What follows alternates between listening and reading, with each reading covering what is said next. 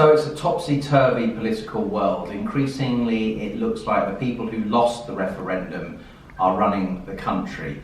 And predominantly that means the Treasury, the authors of Project Fear, the people whose every forecast about the impact of Brexit or even the impact of a vote to leave the European Union has been proven hopelessly wrong.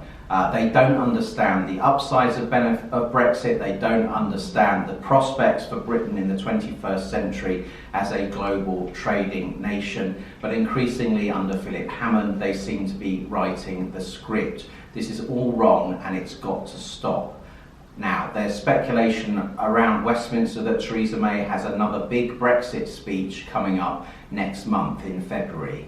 And this will be the absolute crucial time, because this will set the parameters of the government's policy during the crucial phase of Brexit negotiations. By the autumn, we will know for good or ill on what terms roughly we're going to be leaving the European Union. It is totally unacceptable for the Treasury to be driving policy and running another iteration of Project Fear. We do not want, as a country, to be tied closely to the EU in alignment in a customs union, which to all effects is the same as the customs union. The spirit of Brexit, to take back control of our laws, our borders and our money, must be upheld. And I urge Theresa May to remember that her job is to implement the will of the people as decided in June 2016. Otherwise, I'm afraid, she faces a terrible prospect, and that's to be remembered rather akin to the way Edward Heath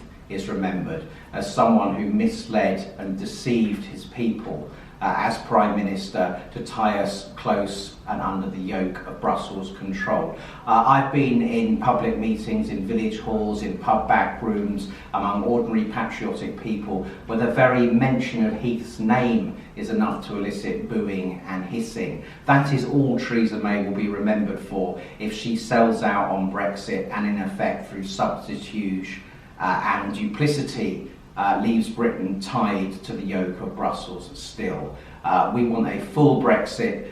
This is the time for her to summon up her courage and remember Britain voted in huge numbers to take control of its laws, its borders and its money, and indeed its trading prospects in the future. It's time for her to cut the ground from under the Treasury, to start listening to the people who have a mandate on this, that Brexiteers in her cabinet, and show a bit of courage and a bit of leadership. To use an old UKIP slogan, it's time to believe in Britain.